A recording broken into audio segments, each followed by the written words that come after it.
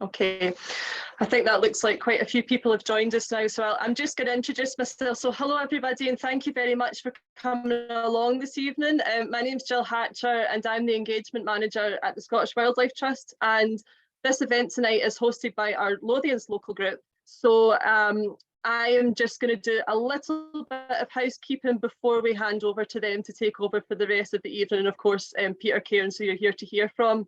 So first of all, the first thing I should say is that tonight's event is getting recorded. So although it's a webinar, so none of you are going to appear on screen except for those that are going to be speaking, I should just let you know that it is going to be recorded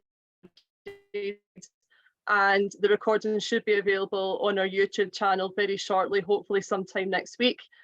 You'll see in the Zoom options that there's a couple of different things you can use. So the first of all is the chat panel. Please use this to say hello, tell us where you're coming from this evening. If you've got any comments, anything you want to share, any stories and so on, please put them in the chat. The one thing I would ask you not to put in the chat is any links to external websites. And if someone else does share a link to a website, please don't click on it for security reasons. If you have a question for Peter that you'd like us to do during the Q&A at the very end, please put that in the Q&A panel, which you'll see is a separate panel from the chat. And if you see that someone else has asked a question that you really like, that you would like answered, you can upvote that question through as many of your questions as we can this evening. So that's all I've got to say. Thank you very much again for joining us, and I'll hand over to Nick from the Lothians Group to introduce our speaker for tonight. Thank you. Thank you very much, Jill, and welcome and greetings, everyone. Welcome, Peter. My name is Nicholas Warren. I'm part of the group of volunteers in the Lothians who help organise these events and do much more. Most of us are here tonight because we care for nature, of course, and we are super interested in nature and also admire the work of Peter. I'm certainly in that group I'm firmly in that group. As I've been admiring Peter's work for many years now, so I'm very excited to welcome him tonight and hear what he has to say.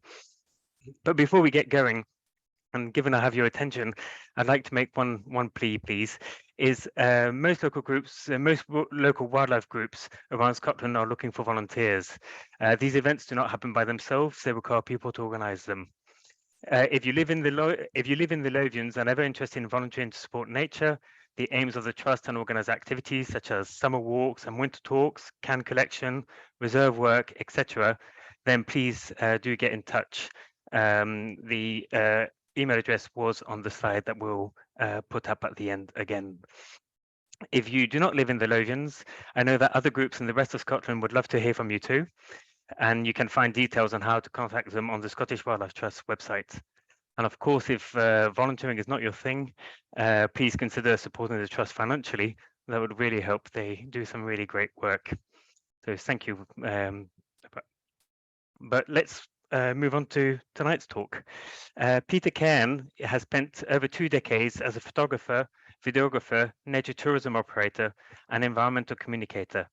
Pete has initiated several major conservation media initiatives during this time, including Tooth and Claw, Wild Wonders of Europe, and 2020 Vision.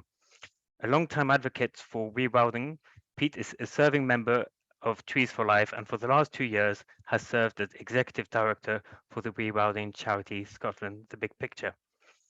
Welcome again, Pete, and the floor is yours. Okay, thanks, Nick. Thanks for those kind words. Just before I start, I'm going to make an apology. Never a good start, I know, but I'm at the back end of COVID, so I do have a little bit of a cough that I'm struggling to get away from. So if I do turn away from the camera and have a bit of a coughing fit from time to time, I do apologise in advance. Okay, let's see if we can do the screen share. Okay. So,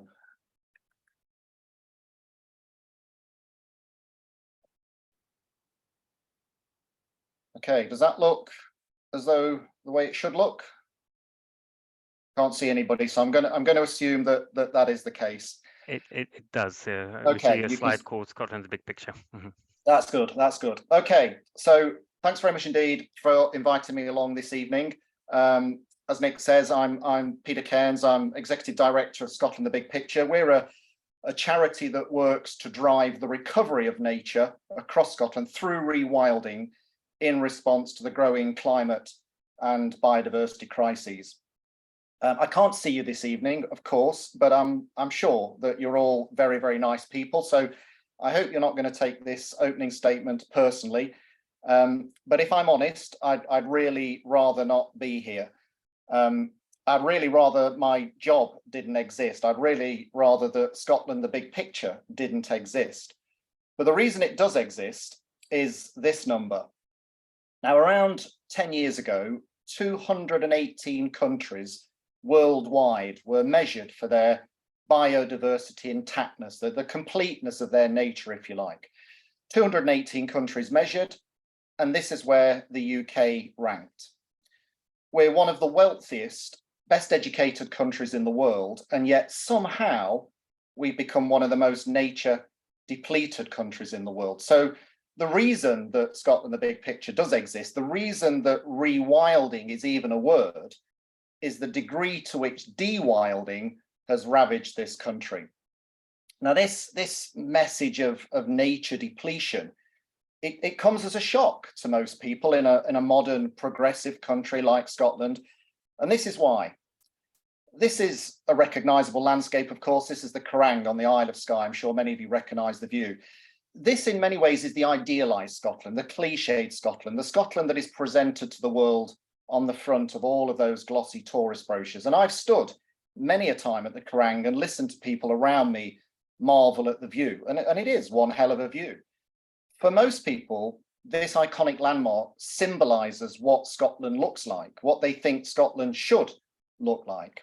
But of course, what they can't see or don't see, or perhaps even won't see, is that this geological wonder, like so many others, has become an ecological vacuum. Gone are the complex woodlands that once shaped this land, gone are many of the animals that once lived on this land, and gone too are many of the people that once lived from this land. Despite their unquestionable beauty and drama, many of Scotland's glens, rivers and mountains are devoid of the complex living systems that they once supported. These vast landscapes have been simplified, emptied, dismantled, and today many of them lie muted by centuries of burning, felling, draining, and overgrazing.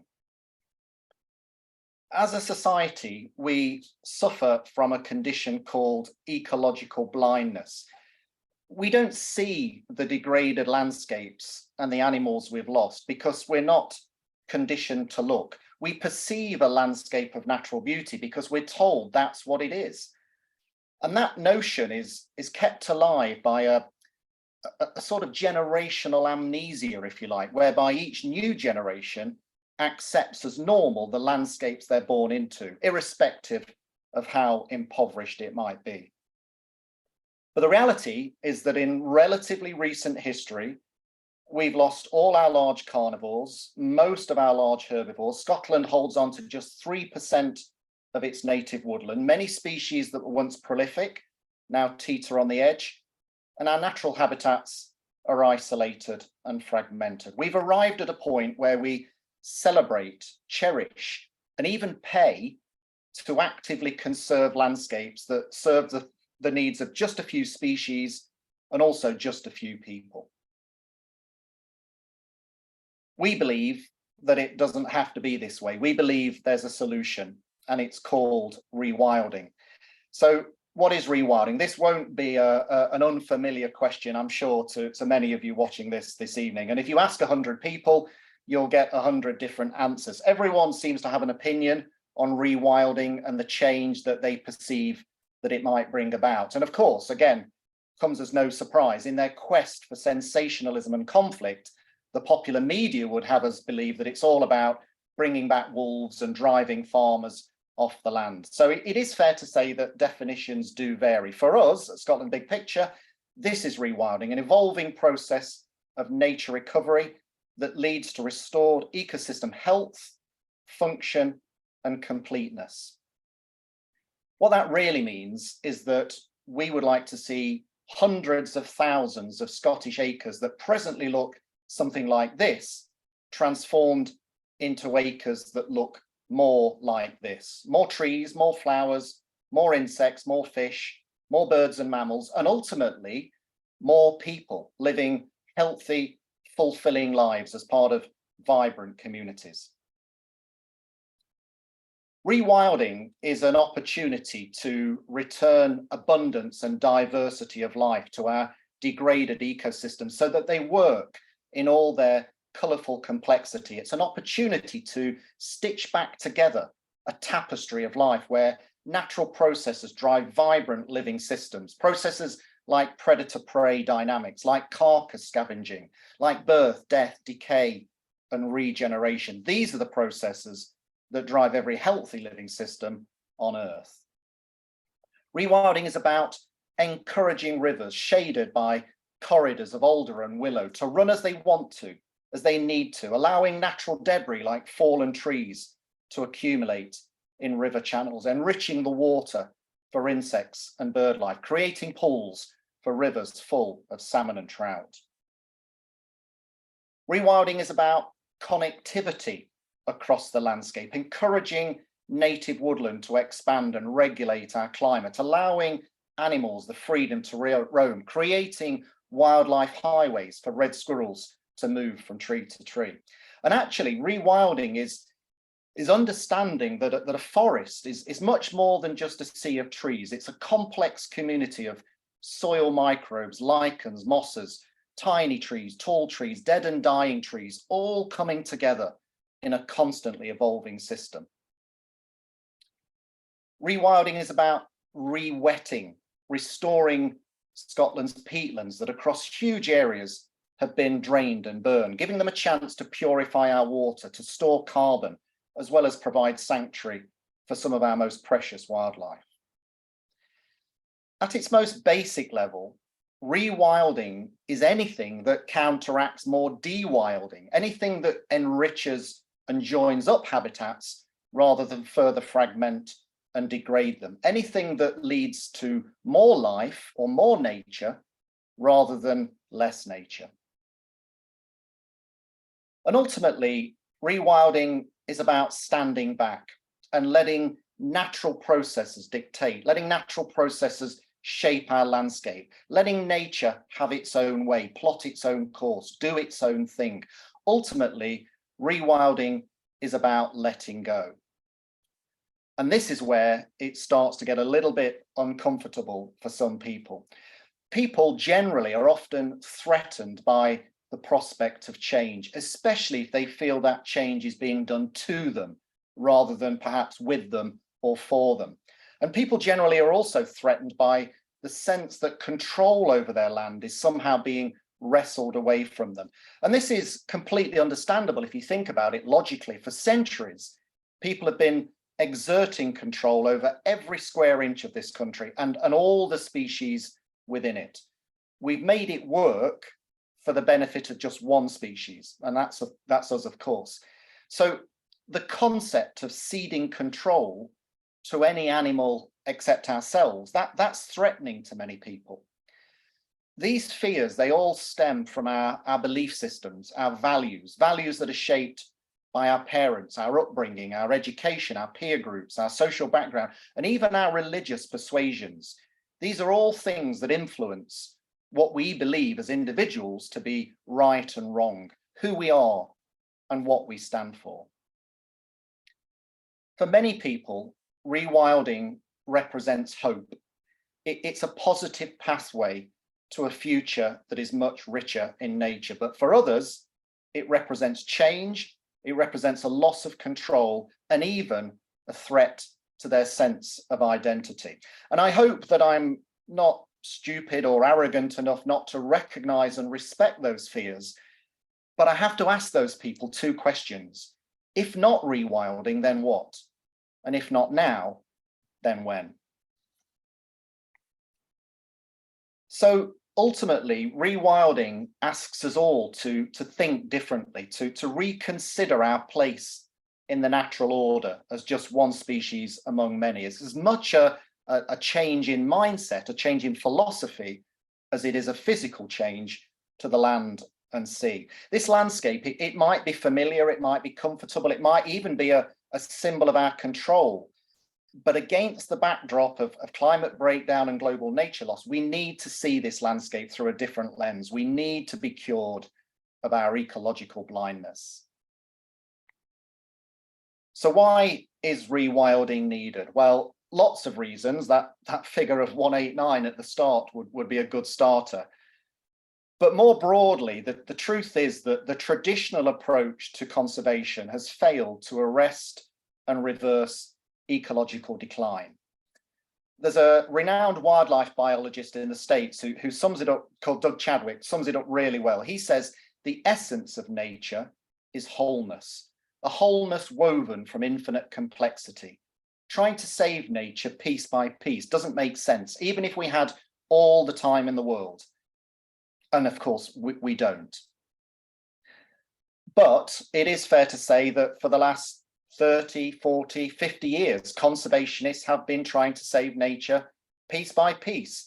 Red squirrels, corncrakes, capercaillie, water voles, wildcats, brown hares, seabirds. At one time or another, we've had a go at saving them all. A rare species here, a fragment of habitat there. And there have been successes, there's no doubt about that.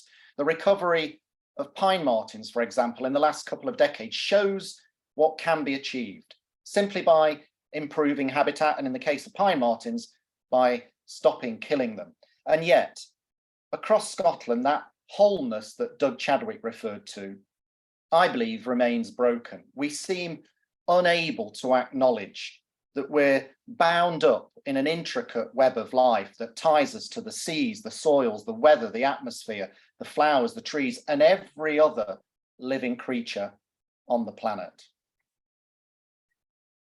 This is what conservation generally looks like in Scotland: fenced reserves, where in many cases nature is held in stasis to protect individual species, fragments of nature. Reserves like these are often designed to conserve or protect nature rather than setting free the processes that create dynamic living systems. We need to think beyond these tiny green boxes and stretch our imaginations to what else is possible rather than just settle for what is familiar. We need to be braver. We need to rebuild the whole. We need to see the big picture. Another reason that we need rewilding is that for centuries, we've been pitching our economic systems in direct competition with our ecological systems. And the truth is that nature is losing in a war with our insatiable appetite for economic growth. In my lifetime, the number of wild animals living on the planet has halved, while the number of people is about to hit 8 billion. Our climate is changing, and the natural systems that underpin our very existence are under threat. So actually, this is not about pine trees or pine martens or, I don't know, pine hoverflies. This is about us, and if not our survival, then certainly our well-being. And well-being is significant here. We need wildness in our lives. There's now a growing body of compelling evidence that links a detachment from nature to a whole host of both physical and mental conditions, especially among young people. And there's a wider moral issue at work here too. We've stripped our forests, we've drained our wetlands, we've eliminated many species that once lived here. These are all things that, quite understandably, we now condemn in other countries. And yet we sit in judgment on those countries, our moral integrity summed up by that figure of 189. Scotland is a land of incredible shape and form, but pretending all is well, believing these types of images, is ignoring the evidence. So that's what rewilding is. That's why it's needed. But where is it happening?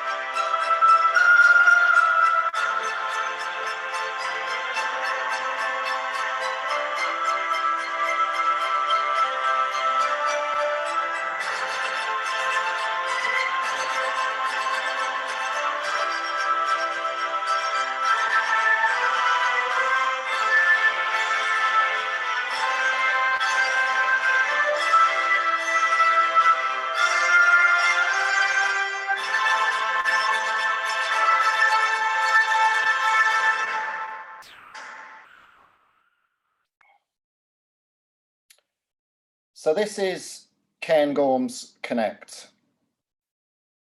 I'm hoping this is not frozen. Don't do this to me. Okay, I'll tell you what, I'm just going to have to come out. Oh dear. What's happening here?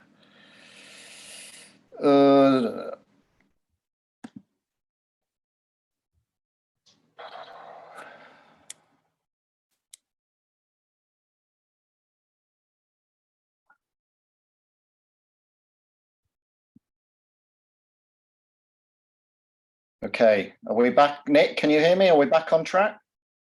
I can hear you, Peter, but I can't see the video. I just saw your screen. Okay, let me just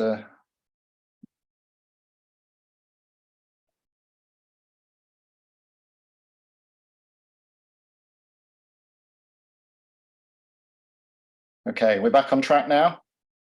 Yeah, I can see the map. Okay, sorry about that. I'm no idea what happened there. It just froze. Okay, so this is Cairns Connect. This is Britain's biggest habitat restoration project. This is a 200-year vision to restore 600 square kilometres of forest, peatland, loch and river right at the heart of the Cairns National Park. This is Glenfeshie, part of Cairns Connect. After centuries of intense management, predominantly for deer stalking and grouse shooting, this landscape is being allowed to breathe, to recover, to start to govern itself, nature being allowed back on its own terms. And for the first time in a very long time, the old pines on the valley floor have got neighbours, sprightly youngsters springing up next to their parents and grandparents. After decades of being more or less absent, hen harriers are making a return. Golden eagles are breeding without fear of persecution. Piece by piece, the jigsaw of life is being put back together. The rare, the common, the spectacular, the barely visible. Just up the road from Glenfeshie is Abernethy. This is also part of the Cairns Connect area. Here, Highland cattle are replicating the grazing patterns of lost herbivores. Plantations of Scots pine are being restructured, beaten up, if you like, to create more complexity. Nature likes complexity. It doesn't like simplicity. So creating dead wood and root plates will create holes and hollows, nooks and crannies. And also creating standing dead wood by ring barking pines and creating homes for species like woodpeckers and crested tits. Elsewhere in the Cairns, just over the hill to the east, is Mar Lodge. And again, Mar Lodge is giving over significant areas to nature recovery. Native woodland is regenerating, and up on the high tops, peatland restoration is gathering momentum. We now know, of course, that healthy peatlands store more carbon than tropical rainforests. And we also know that 80% of Scotland's peatlands are in poor condition. If we can get these natural giant sponges functioning effectively, they'll soak up huge amounts of carbon, as well as storing huge volumes of water. So on Mar Lodge, bare peat hags are being revegetated, ditches are being blocked. And we know that it works, and it works quickly. This aerial image shows what can be achieved in a matter of weeks with a change in thinking. Seeing peatlands not as a commodity to be exploited, but as an ally. Afric Highlands is another landscape scale rewilding initiative, linking neighbouring glens in a mosaic of forest, wetland and restored peatland. This initiative is setting out to create a set of east-west corridors, if you like, that red squirrels will use as commuting routes, that white-tailed eagles will use as flyways. And one of the most exciting things about this project is that it's joining 9 other rewilding initiatives across Europe in a unique nature recovery network, putting Scotland on a stage with places like the Danube Delta and Romania's Carpathian Mountains. This is Carifran down in the Scottish borders, a community-based rewilding project. 20 years ago, this valley was bare, really. It was a bowling green. Today, thanks to the work of individuals, young trees are marching up the valley sides. Birdsong is returning to the glen. Some people might know of Allerdale up in Sutherland, where the owner wants to create a game reserve complete with wolves and bears. And again, we're back to these lurid headlines: Wolf Man of the Highlands, wolves returning to Scotland. But what is less known about Allerdale is the amount of really amazing habitat restoration work that's gone on for the last 20 years. 1 million native trees have been planted, huge areas of peatland restored, things like red squirrels reintroduced. And what is crucial here, what is crucial for all of these rewilding projects, is that people are living and working on these reserves, on these sites. Rewilding, contrary to popular misconception, does not mean depeopling. Quite the opposite. Jobs are already being created at many rewilding sites. Young people are being given the chance to build a career, often in remote rural communities. Native woodland is regenerating at pace at Craigmeggy in Loch Arbour.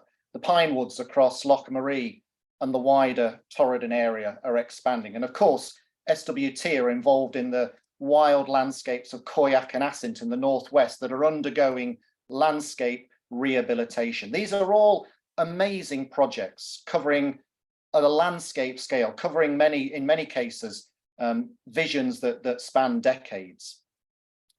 But of course, not all of Scotland is made up of these landscape scale, these wild landscapes, these big landscapes. What about the smaller land holdings that make up the landscape? Well, about 3 years ago, we were approached by 3 farmers asking us how to rewild their land. And if I'm honest, we couldn't really answer them. There was no machinery, no mechanism in place. So we set about creating the Northwoods Rewilding Network. From those original 3 farmers, there are now 50 land holdings across the network, stretching from the Solway up to Sutherland. And what is unique about Northwoods is that it's confined to land areas between 100 and 1,000 acres, still pretty big, but at least accessible to farms, to crops, to community woodlands. We wanted to dispel the notion that rewilding is only for wealthy philanthropists or for conservation groups.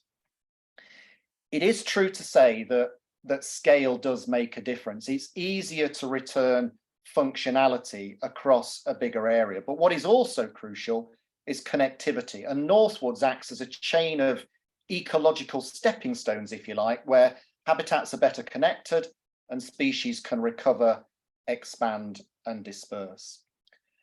And one of the network's core principles is creating rewilding business. We want to see ecological recovery working in tandem with vibrant communities, where there are opportunities for people in a diverse, nature-based economy. All of these enterprises demonstrate that rewilding can drive not only ecological benefits, but social and economic benefits, contributing to a wider well-being economy and making rewilding a viable land choice. One of the really great things about the Northwoods model is that our land partners effectively make available a ready-made rewilding task force, lots of boots on the ground, all making a difference. This is a site up in the Cairngorms called Lyneham, where we've recently been working with the owners to expand native woodland and make more space for water with a series of ponds and wetlands. A similar story could be told just a few miles down the road at a place called Ballinlagan. Just 2 years ago, this was sheep pasture. The owners have now planted over 7,000 native trees, and we created a wetland which already, after just a few months, looks like this. And last year had breeding lapwing and curlew. In 10 years, what was an ecological dead space will be full of life. I was thinking earlier that if I was making this presentation 10 years ago, I'd have been really struggling to fill just 5 minutes with these types of stories. But today, I'd probably need 5 hours. And the conversation around rewilding has also changed dramatically beyond recognition 2021 marked the beginning of the United Nations Decade on Ecosystem Restoration. This is the first time there's been a global movement to restore and recover our degraded living systems, rather than simply trying to protect the fragments and threads of nature that we have left. So there's lots of amazing work being done by lots of great people and organisations on land and at sea, in rivers and wetlands, in rainforests, in gardens and school grounds, alongside roadside verges, in local parks and in cemeteries. And all of these actions are good for nature, they're good for climate, and crucially, they're good for people. It could be argued, however, that all of this habitat restoration work, valuable as it is, amounts to just building the stage. Where are the actors? Well, in 1954, I think we all probably know this, ospreys returned to breed in Scotland after centuries of, well, not after centuries, after decades of absence, having been persecuted to extinction. This bird's return and its subsequent expansion was something of a turning point in Scottish conservation history. Since then, of course, we've had the return, the reintroduction of red kites and white-tailed eagles that are now both breeding in places where they'd previously not been seen in generations. Badgers and otters are bouncing back, and pine martens, as we said earlier, are expanding after centuries of habitat loss and persecution. And this brings us to a really interesting junction, I think, in our future relationship with the natural world. I regularly now have people telling me that there are now too many pine martens. There are too many badgers, otters, buzzards, seals, cormorants, too many inconvenient, undesirable species, too many bad animals. But what does too many actually mean? When I ask how many pine martens there are, those people that think there are too many don't actually know. What too many usually means is more than they used to be, more than people can remember in their lifetimes. It's lazy thinking, it's ecological blindness. And if as a society we agree that the future cannot rest with trying to save nature piece by piece, if we accept that wholeness that Doug Chadwick spoke about, we can't pick and choose the species that we like or profit from. And I think many people would argue that this species-specific management, this pick and mix conservation, if you like, has been instrumental in the global loss of nature that we see today. We're a fickle species, and we make judgments about other species and their entitlement to share our space. You've only got to go back 70 years and hundreds of thousands of red squirrels were being killed for a bounty.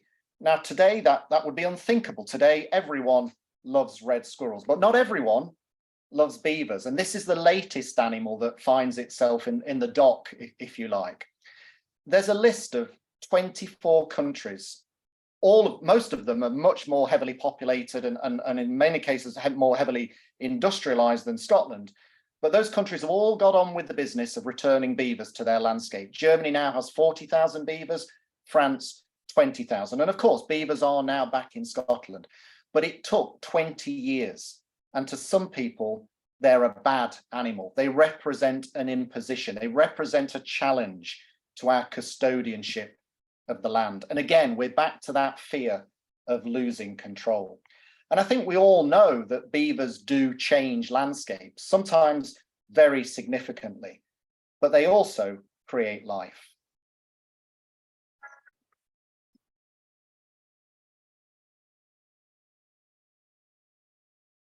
The beaver is a keystone species. Their dam building profoundly changes the dynamics of a river and creates habitat for a profusion of life. Beavers bring variety to river systems, variety of habitats, different types of still water, slow flowing water, backwaters. All of these provide more places for wildlife to live. Beavers are river engineers, and people are river engineers too. But the important thing about beavers is beavers have been engineering on this landscape for millennia, and a lot of what lives in our rivers has co-evolved with the influence of beavers. Beavers are often seen as destroying forests, but if you've ever seen a mature beaver area, and perhaps not in Scotland yet, but in Europe or North America, they're almost instantaneously defined by the amount of woody growth around them.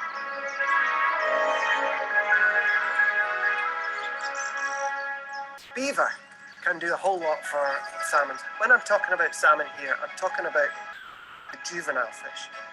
90% of the world's Atlantic salmon population is under 12 centimetres long, but everyone's always focused on the adults. Let's pay much more attention to that 90%. Beaver can provide food. If you put any vegetation in the river, aquatic invertebrates will colonise that pretty quickly. Cleaner water, their dams will act as water filters. The dams or the felled trees provide a shelter place for fish during high flow events. The presence of beaver raises the water table. That raising of the water table means there's more available habitat for fish. There's more fish housing, if you like. And that's especially important in the upper catchment, which is where most salmon spawn. And with beaver pools creating a nursery habitat for young fish, breeding areas for insects, and therefore food for larger animals, beavers bring life to the river and the surrounding forest.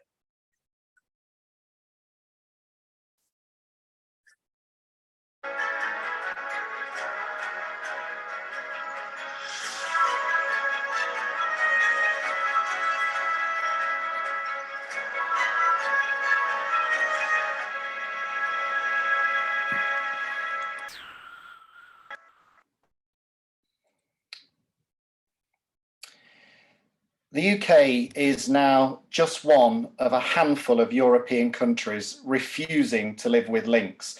It's not that we can't, there's plenty of food, there's plenty of habitat, it is that we won't. Large carnivores like lynx, wolves and bears are now returning across mainland Europe. There are now wolves living in Germany, in Italy, in France, in Spain. There are now wolves living in the Netherlands of all places. So it's not that we can't, it's that we won't. And when I talk about we, I very much include the conservation community who have been talking about the return of lynx for 20 years, but have been paralysed by fear and politics. There is now endless research telling us that apex predators are essential to healthy ecosystems, but no more so than the tiniest of insects. It's the interaction and interdependency of all species that allows nature to work. The return of any missing species, especially charismatic species, is not just an ecological question. Across the world, these animals are being used to brand nature-rich landscapes because increasingly those landscapes and the animals that live in them are becoming significant economic drivers, especially in rural communities. Sometimes people say to me, it must be great having a job where you work in beautiful landscapes with spectacular species. And I normally say, yeah, that must be great, but that's not what I do.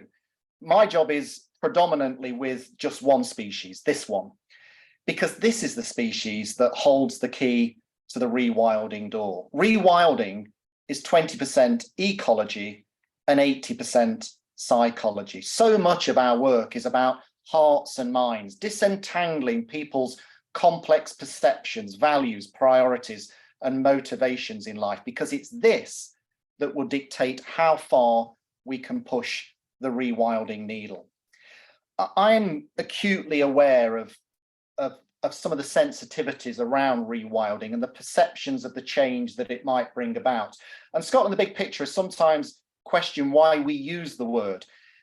And it's not to be contrary at all. It's because we believe that rewilding captures the level of ambition that is needed to arrest and reverse ecological decline. We believe that terms like ecological recovery, nature restoration, there's a whole host of other terms, they just simply allow too much wiggle room for a dilution of ambition. They're simply too safe.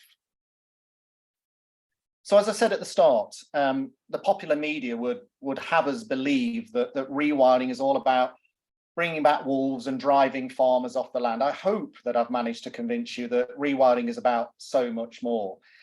But having said that, and I'm now at a stage, I have to say, where a journalist rings me for an interview about rewilding, I just say, if it's about wolves, goodbye, because they're just angling for a fight. But all of that said, wolves are a part of this story. And I'm going to wrap up with a passage written by a bit of a hero of mine, if truth be told, Aldo Leopold, the American hunter turned conservationist. We were eating lunch on a high rimrock when we saw what we thought was a doe fording a torrent. When she climbed the bank towards us, we realized our error. It was a wolf. In those days, we'd never heard of passing up a chance to kill a wolf, and in a second we were pumping lead. When our rifles were empty, the old wolf was down. We reached her in time to watch a fierce green fire dying in her eyes. I realized then, and have known ever since, that there was something new to me in those eyes. I was young back then and full of trigger itch. I thought that because fewer wolves meant more deer, that no wolves would mean hunter's paradise. But after seeing that green fire die, I sensed that neither the wolf nor the mountain agreed with such a view.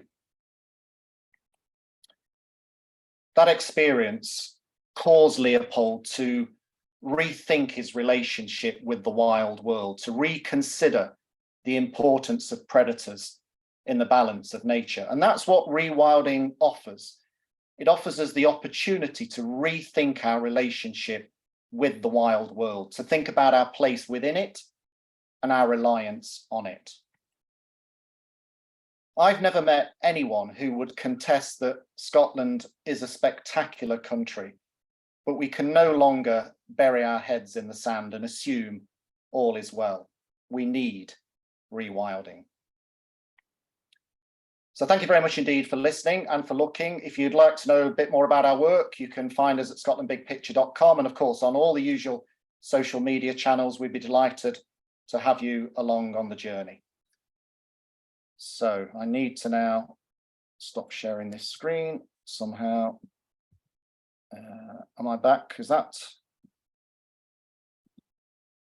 Are we back, Nick? Thank you very much. Thank you very much, Pete. Brilliant. That's very, very good. Very inspiring and beautiful shots, and very an important message you're sharing with us tonight. Just going to put back on my camera. We've had some questions. Joe, do you want to join us too? Yeah, just hi. So we've had a series of questions, and please keep asking your questions as we start going through the ones we already have. Joe, do you want to pick the first one? Yes. Well, Pete, thank you so much for an amazing talk. What inspiration, what photographs, and very thought-provoking. The first really easy question, perhaps, is somebody's asking if it's possible to provide a link to the credits, or at least some of the credits on the images. I don't know how easy that is to do. Do you mean who took the photographs? Is that what you mean? I think that's probably what they're wondering. Okay. Well, all the good ones are mine, of course. So you don't know. No, that's not true. Can we do that? I mean, what I can say is that we have a team of about 5 photographers, all of which contribute material to the library. What's the best way of doing that? I'll tell you what the best way of doing it is. Just ask people to drop me a line. If people email peter@scotlandbigpicture.com, I can give them basically a PDF which will tell them who the contributing photographers are. That's probably the easiest way. Yes, and then I'll take the next question, and then maybe Nick can take the next couple. Somebody's asking about how you see rewilding in the future as a possible food supply source. You know, given that we're afraid of running out of food, where does food supply fit with rewilding? Yeah, I mean, I think the headline here is that rewilding is on a scale. We whatever you call it, you can call it rewilding light and rewilding max and rewilding intermediary or whatever. But I think the headline really is that there is more space for nature across our country, and that includes towns and cities. It includes farmland, and it includes obviously the bigger so-called wilder landscapes of the Scottish Highlands. So there's different degrees of rewilding that are possible in different scales and in different settings. And clearly, in the fertile lowlands of Fife, for example, nobody's advocating replacing, productive arable land with rewilded land there. But that doesn't mean to say it has to be exclusively one or the other. I think there's space for more nature, as we all probably know instinctively, across our landscape. So, rewilding in its purest form, actually probably won't ever, or certainly in my lifetime, won't ever exist in Scotland.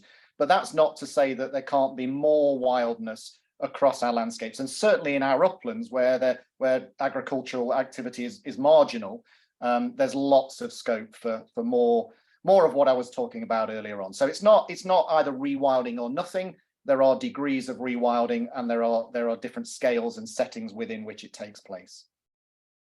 Thank you. Thank you. The next question for you, Pete, is what do you think are the biggest barrier to rewilding? People. I mean, it kind of is. I mean, I wasn't trying to be glib when I said 20% ecology and 80% psychology. I think 20 years ago, perhaps we didn't know how to do the physical stuff. We didn't necessarily know about restoring peatlands. We didn't understand their ability to store carbon, for example. We weren't very good at reintroducing species. We kind of know how to do that stuff now. That's become the easy bit. The difficult bit is the people bit, the social, cultural, political, and economic barriers that need to be overcome. And I think, I alluded to it a couple of times in the talk. I think there are two words that represent the biggest barriers, the biggest challenges to rewilding. The first is change. People don't like change. And secondly, it's this concept of losing control. So change and control are two key words in this process. And it is a process, rewilding, and it's a social process as much as a physical one. You could draw analogies with other social trends over the last 30, 40 years, racism, gender equality, drink driving. These things don't change overnight. It's a constant sort of reiteration of the messages. And rewilding is no different. It's gained huge momentum in the last 10 years. And I see that continuing to accelerate. But it is a long, long journey, both physically and also philosophically. So, yeah, I think I'm afraid to say that hearts and minds that provide the biggest barrier to overcome here. Yes, I could, thank you. And I could pick up on another point, maybe that sort of slightly feeds into this, the drive to buy and rent land and cover it with fast growing trees in order to offset CO2. What do you think of this? And is it the threat that it seems like it might be? I think it's early days to draw conclusions. There is a very, I'll try not to dig down too much into the weeds because it is a complicated subject, this. So the scenario that you just described, that does exist. I mean, there's no question about that. And there's, the fear of a lot of greenwashing going on and effectively using these carbon offsetting programs as an excuse for business as usual. At the opposite end of the spectrum, if you like, we have a number of corporate investors who simply want to give something back to nature, who simply want to invest in nature recovery. They don't want stories to be told on their website or in their annual report. They're not looking necessarily to offset carbon, although that's very often a sort of a product of rewilding.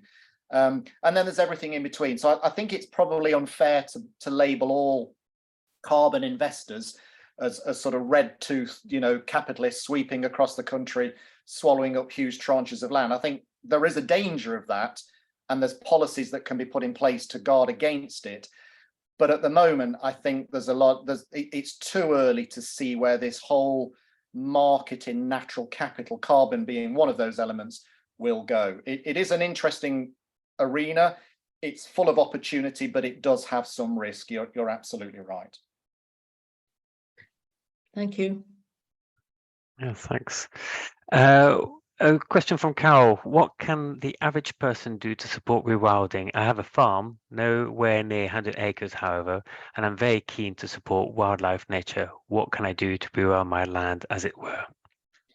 Yeah, I mean, there's lots of resources online generally, and I'm sure Scottish Wildlife Trust have a lot. There's a project you did a few years ago called Ecological Urbanism. I think Johnny Hughes was involved with that. There's a lot of good information in that.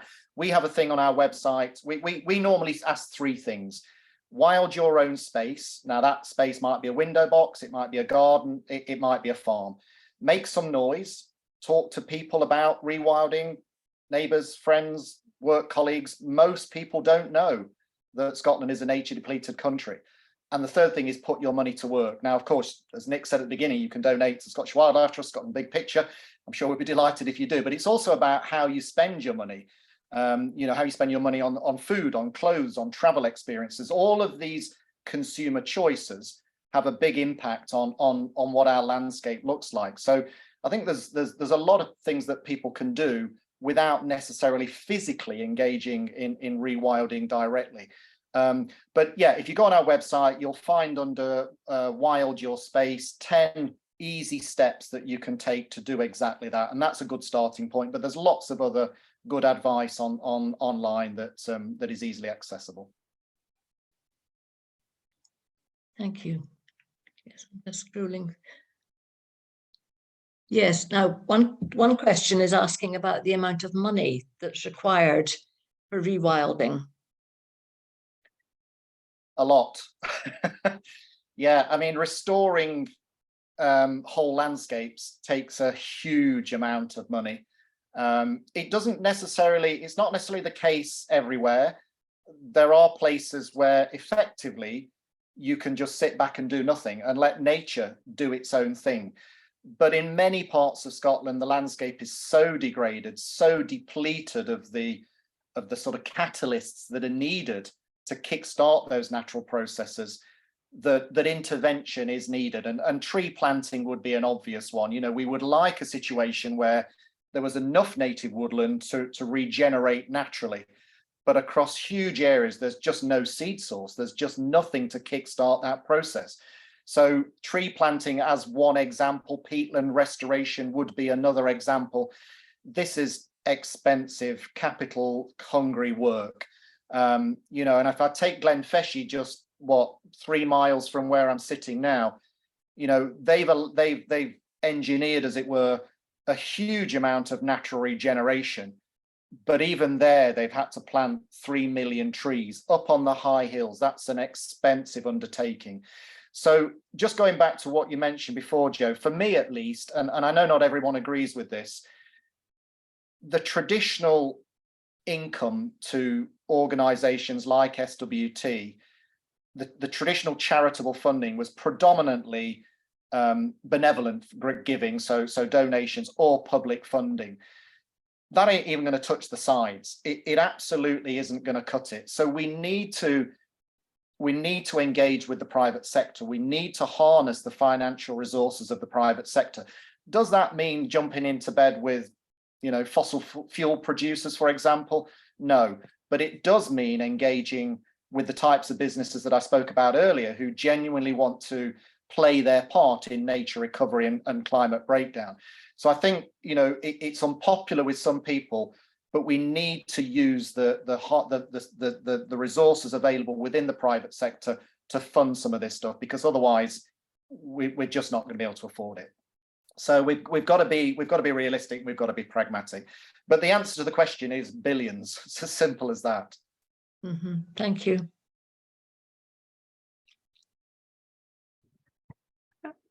If you've got, there are quite a few questions, so just trying to find the next one is the art. So apologies if I haven't yet come to your question, but if you've time, could you talk a bit about marine rewilding, please? I could if I knew anything about it. Marine rewilding is really interesting, actually, and it's not an area that we get involved with directly, although we know a lot of people who are. And it's really taken off in recent years. What do we mean by marine rewilding? Well, quite often doing nothing, just letting the sea recover. But there are also examples of direct intervention. And one really inspiring example, is brilliant, this project, is something called Rewilding over in a place called Ardfern down in Argyll. And this is a community-led restoration project in Loch Craignich, I think it is, to restore native oysters and to restore seagrass meadows. And again, from a climate breakdown point of view, seagrass meadows are a huge sequester of carbon, so there's huge carbon store potential. So there are some really pioneering, but nevertheless early examples of marine rewilding. The Coast project on Arran would be another down in Lamlash Bay. I know that Scottish Wildlife Trust are involved with other projects as well. So there is a lot going on in the coastal rewilding space. We're not directly involved, but I would suggest, and I'm frantically trying to think of the website that kind of brings all of these organizations together. It's not Save Our Seas, but it's something along those lines. So have a bit of a Google round with those keywords, and it will give you an indication of what's going on.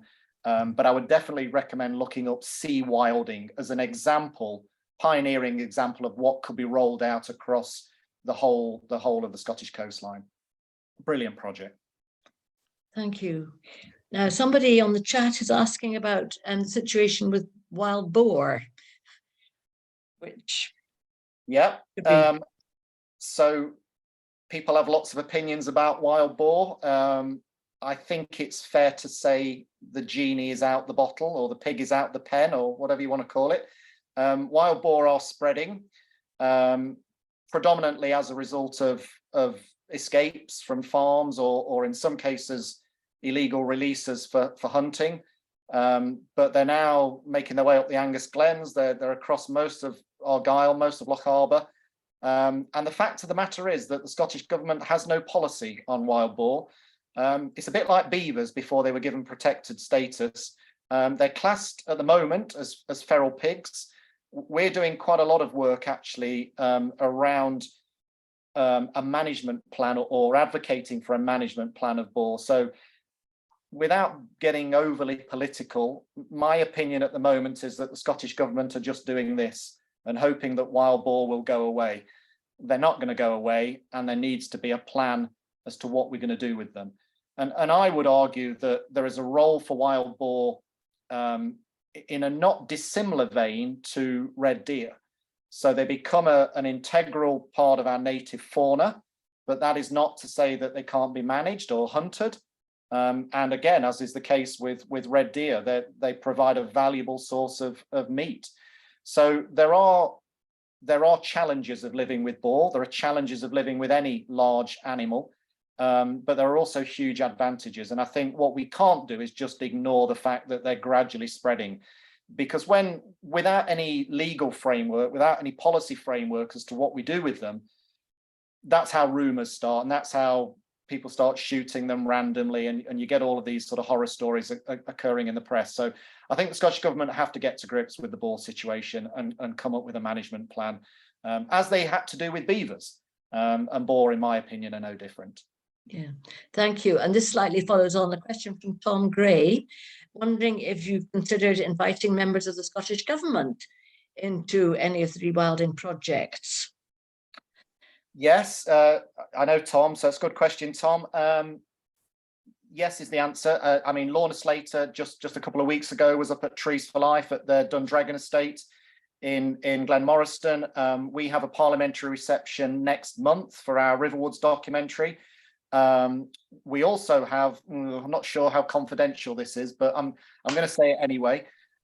We also have a parliamentary reception, believe it or not, in April to present links to the Scottish government. Now, I spoke in the presentation about the conversation around rewilding changing.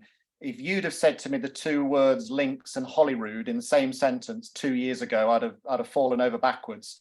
But things do change, and we have an opportunity to present the concept of living with links to the Scottish Parliament, unprecedented. Now, what the reaction will be is a different thing, but the opportunity to go along and present the potential for the reintroduction of a large predator like lynx, unheard of just a short time ago. So yeah, it'll be interesting to see how the government, how the political rhetoric around rewilding develops in the next couple of years. I think it is, in all honesty, dependent on the relationship between the SNP and the Greens, and none of us know how long that's going to go on for. So I go back to my journey in this sort of space, if you like, goes back to the early 90s when I spent some time in the States when they were talking about reintroducing wolves, which they subsequently did, of course. And the process of campaigning for wolves took 25 years. And ultimately what happened is that the political cogs in the mechanism momentarily aligned. There was support at both state and federal level for wolves, whereas there wasn't before, and the wolf advocates were straight through the door, and it was a done deal in a matter of months. So sometimes it's as fickle as that. It comes down to the political will, the political climate at the time, and sometimes a window will open, and it's up to organisations like us and Scottish Wildlife Trust and others to get through that window. And I think, to be fair, that's exactly what's happened with beavers in the last 6 months. So you can appreciate, from our point of view, we're keen to make as much progress on species like boar and lynx while that window of opportunity exists. Thank you. And I guess this question answers the one by Danny Thomas saying, do you feel we are running out of time to introduce the lynx? And I guess, is there anything more you want to add to that, or just... I mean, I don't think it's just about lynx. Are we running out of time in terms of reversing ecological decline? I don't know the answer to that. Nobody does. But, I often say you have two choices when you get out of bed in the morning. You do your best or you do nothing. And in my opinion, too many people spend their time moaning about the problems, and we all know what they are. We've got to roll our sleeves up and try and come up with some solutions. Is it too little, too late? I don't know. All you can do is do your best. Yeah. Thank you. I quite like that saying. Do you want to go with the next one, Jo? Mm-hmm. There's another question here about the 80% psychology, 20% ecology. Just saying that she thinks many sheep farmers possibly feel their way of life is being threatened by rewilding. And I don't know what the answer to that one is. Yeah, that's true. But actually, a lot of conservationists feel that they're threatened by rewilding as well. I think it's probably a little bit lazy, and that's not no disrespect to the question, to assume that all sheep farmers, for example, are anti-rewilding, or indeed that all conservationists are pro-rewilding. I'm not trying to sell you anything here, but we did a report a few months ago actually, called Hearts and Minds, which explores some of the attitudes and perceptions of rewilding across different sectors, farming being one, conservation being another. And if you can download that report off our website, and it provides quite a few interesting insights into the values and belief systems that form people's points of view. And it's not as clear cut as you might imagine. It's not a case of, farmers hate wolves, conservationists love wolves. I'm generalizing here. There's a broad spectrum of perspectives across all sectors. And I think we have to better understand those subtle nuances and the multi-layered traits of people's perspectives. It's people are complex creatures, and it's wrong and unhelpful to say, it's inaccurate and unhelpful to say that gamekeepers are this, farmers are that, crofters are this, conservationists are this. It's not realistic, and it's certainly not helpful. Thank you. One question that's been propelled to the top is around driven grouse shooting, and it occupies a huge amount of Scotland's uplands. How can powerful, wealthy landowners be persuaded to turn their backs on grouse and undertake rewilding on their land? These are often people who wield the reins of power in government, according to the person asking the question. Yeah, I mean, grouse shooting is a subject for a whole event on its own. Again, I think there's this perception that all driven grouse shooting is is carried out by wealthy business people, that it's an elite activity, that it's damaging, that all grouse moors are persecuting raptors. There is some truth in all of those things. There's no doubt about that. But equally, the people that own the moors and the people that manage the moors are driven by a range of different motivations, in the same way that farmers are driven by a range of motivations, in the same way that conservationists are driven by a range of motivations. So although it is fair to say that fundamentally driven grouse shooting, or the management of driven grouse moors, you could argue is the antithesis to rewilding, it's not accurate to say that all driven grouse shooting is all of those bad things, because that's not necessarily the case. And I suppose you might argue encouragingly, there are a number of grouse moors that are now transitioning towards, they maybe not call it rewilding, but it's rewilding principles. So that might include expansion of native woodland, peatland restoration, etc. And of course, you'll be aware that increasingly a lot of these estates, as they come up for sale, are being purchased for very different reasons than they would have been purchased for just a short time ago. So historically, Highland estates, when their value was measured according to the buildings on it and the amount of game that could be shot on it or hunted on it. Those criteria are changing enormously now, and you're getting a lot of people interested in nature recovery, nature restoration, some of it carbon driven, acquiring huge chunks of land. And it remains to be seen whether, in ecological terms, that will be beneficial or not. In theory, it should be, but again, very, very early days. So yeah, grouse moors is another tumble dryer of all sorts of stuff going around. A lot of it cultural, political, economic, social. Very few of these things are actually ecological barriers. They tend to be barriers associated with people and their values and beliefs. Thank you. One question that is perhaps more ecological is the questioner asking in Abernethy that the increase in pine martens may be a threat to capercaillie, and how can that be resolved if indeed they are a threat?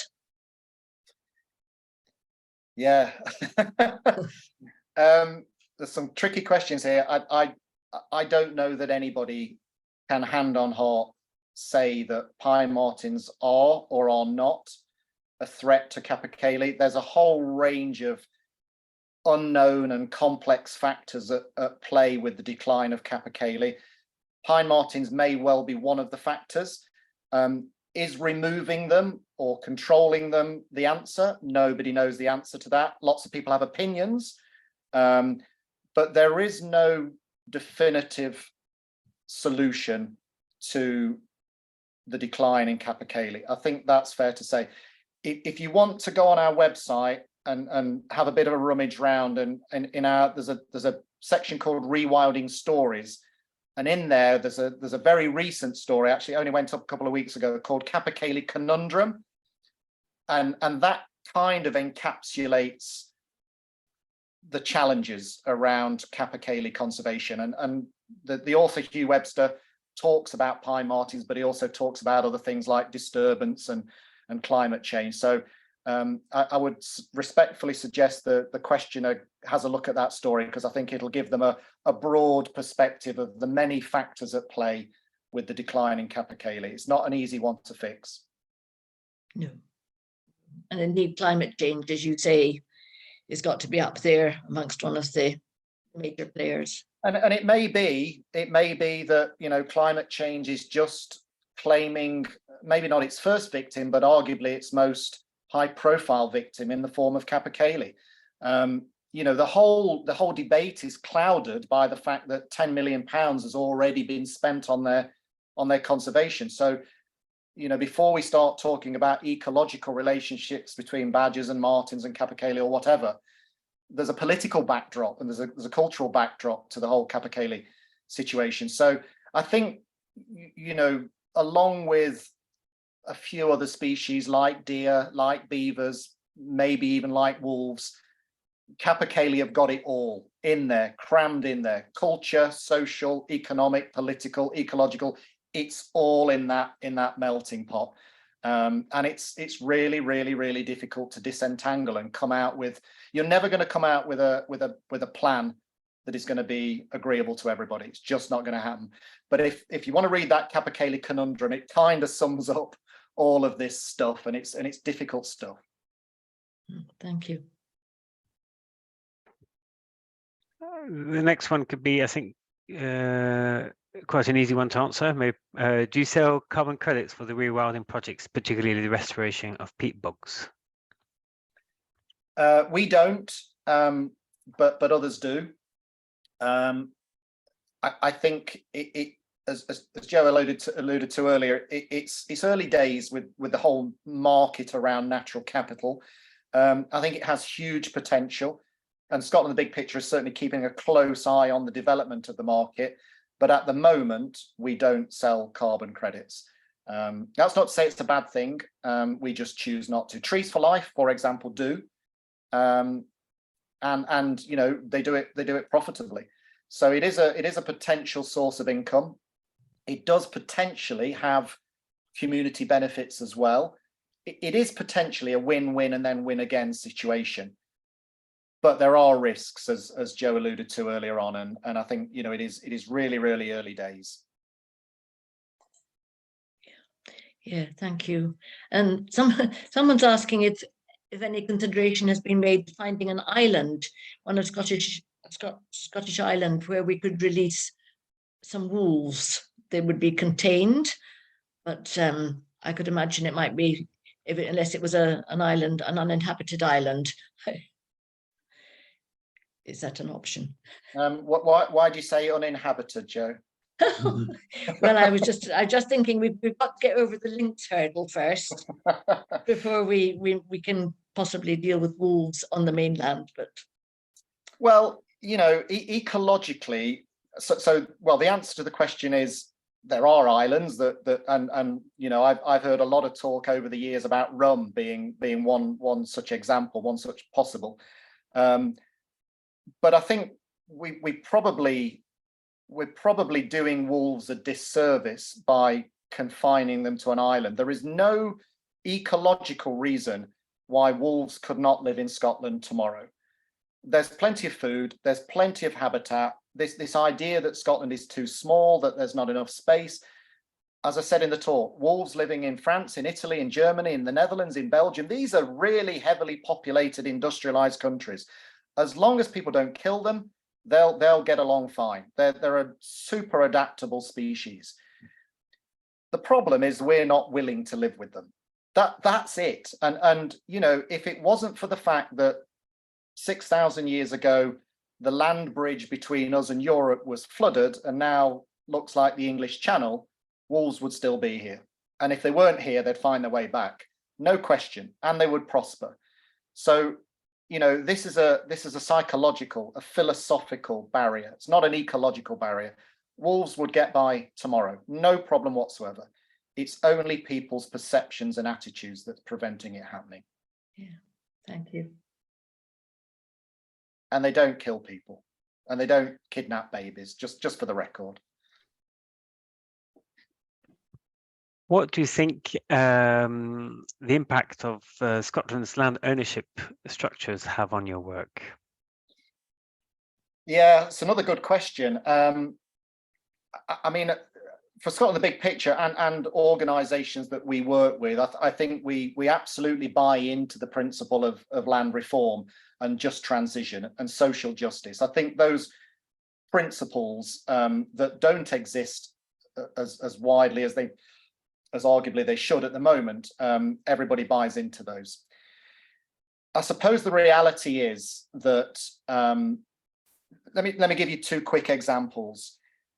Anders Poulsen, who owns Wildland, many of you know, he's Scotland's biggest landowner now, and I'm not saying that's right or it's wrong, but he clicks his fingers and stuff happens immediately.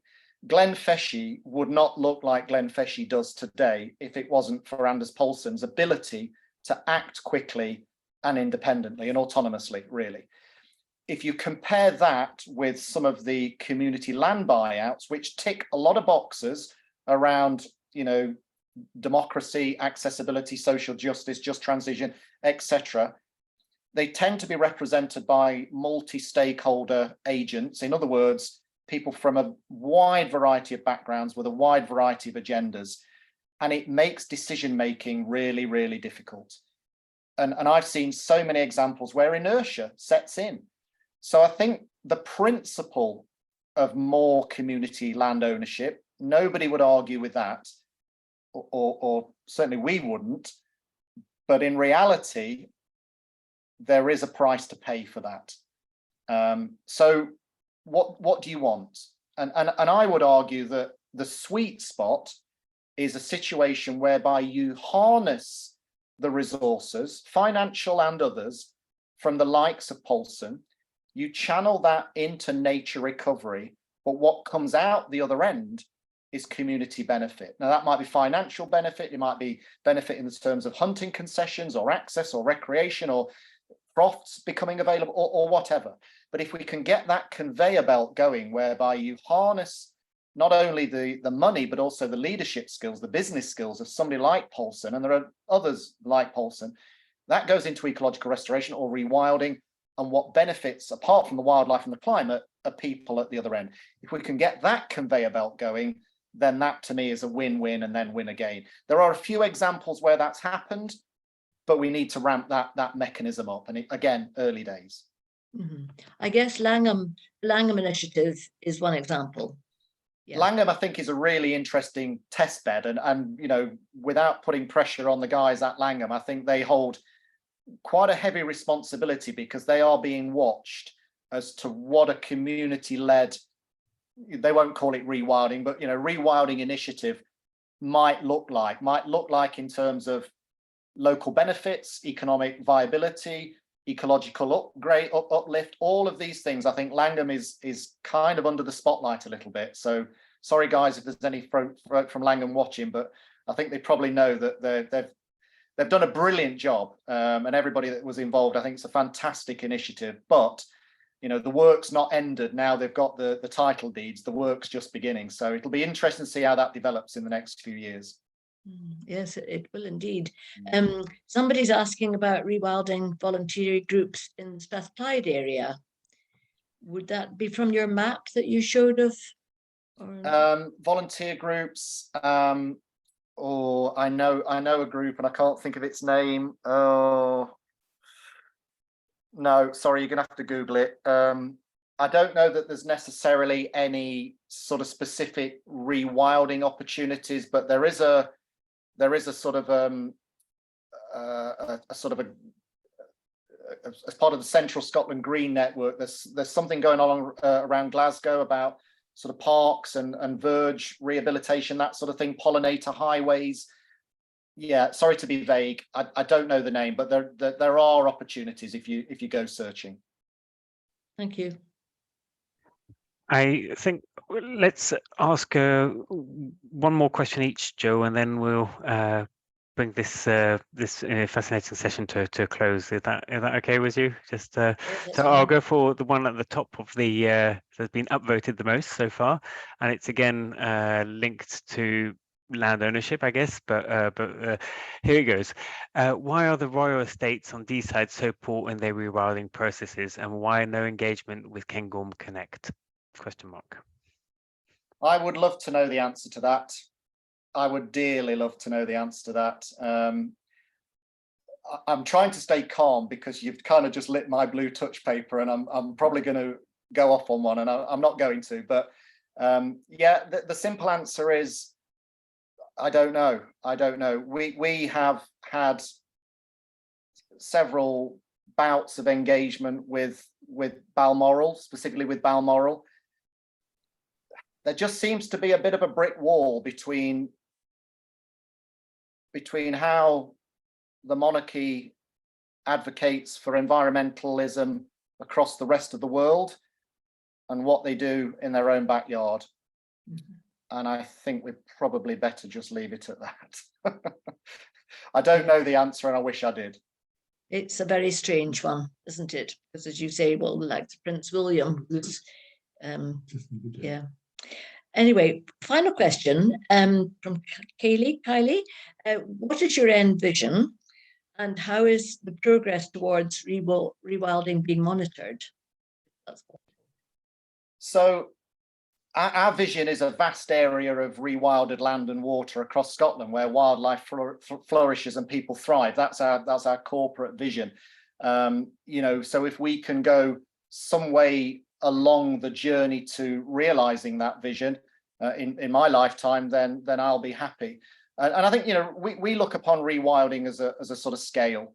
And if we imagine, you know, if it's a scale of 1 to 10, and if we imagine Scotland is, I don't know, for sake of argument, 4, 5, whatever, you know, the first job is to go to 5 or 6.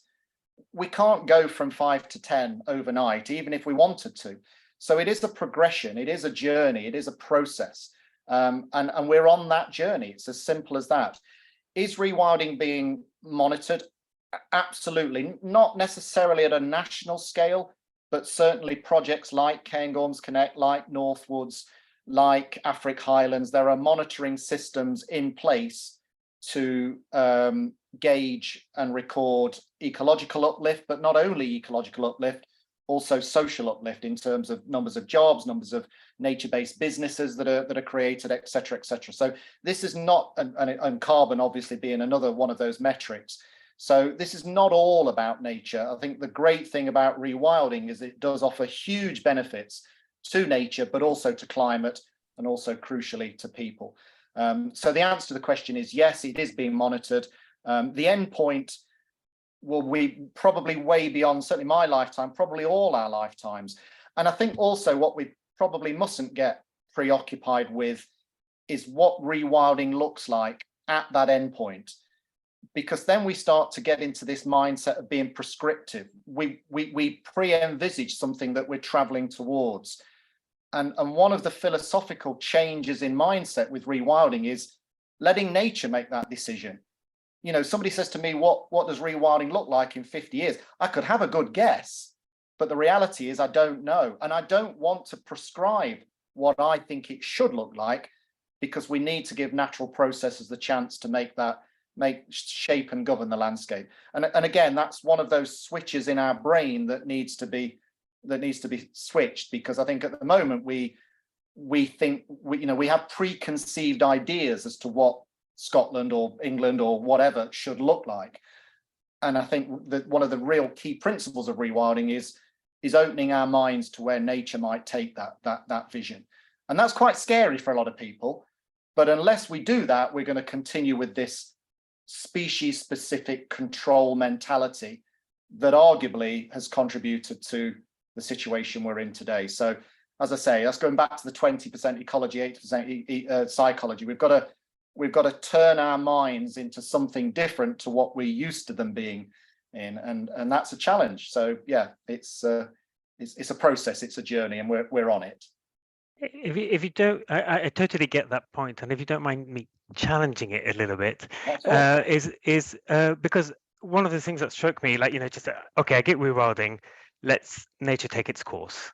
But a lot of your pictures in your presentation were about human interventions. We saw caterpillars, we saw tree planting, we saw this, we saw that, and there's suddenly we intervene. How do you answer that, or see that, you know, that tension? Yeah, I get it. I do get it. I think the answer is that in Scotland or in the UK, you know, going back to the figure of 189, we are in such a degraded state that the blue touch paper needs to be lit. You know, in some areas, trees need to be planted, peatland needs to be restored, river processes need to be renaturalized. So there is some initial intervention to kickstart the process, to catalyze natural processes. But the ultimate ideal is that once those processes are in motion, you stand back and let natural processes dictate. So it's early intervention in the hope that will result in long-term natural processes playing the role. So it's, at the moment, there's a lot of stuff going on with diggers and spades and tree guards and all of that sort of thing, as you say. that's only because we're right at the beginning of this journey. But 100 years from now, I would really hope that we're doing much less of that. I can totally understand that. But thank you very much, Peter. Thank you for being so generous in answering all these questions. And I always value I always value the Q&As because, like, just to allow, so much more depth and understanding to come through. But thanks again for your fascinating talk. And thanks everyone for the great questions you've asked. So that's brilliant. So we're going to bring this evening to an end now. Thanks all of you for joining us. It's been a pleasure hosting. But before I finish, I'm going to just say a few words about our next talk. And this obviously has to do with the Lothians again. So if you're in Edinburgh, please come and join us. These days, we alternate online talks with physical events. And the next one's going to be a physical event. And it's going to be taking place on the 15th of December. And you'll be coming to listen to Sarah Robinson, the Director of Conservation of the Scottish Wildlife Trust, to talk about the beavers and beaver conservation, and that's in light of all the work that the Trust has played in bringing back beavers to Scotland, but also what is happening under the new Scottish Government beaver strategy. So for those, you can, I think, go online and see the Eventbrite to get a ticket for that event, and it will be taking place on the 15th of December between 7:30 and 9 at the Cornerstone Centre, St John's, Edinburgh. But I think that's it, folks. Thanks again, and have a nice evening. Bye.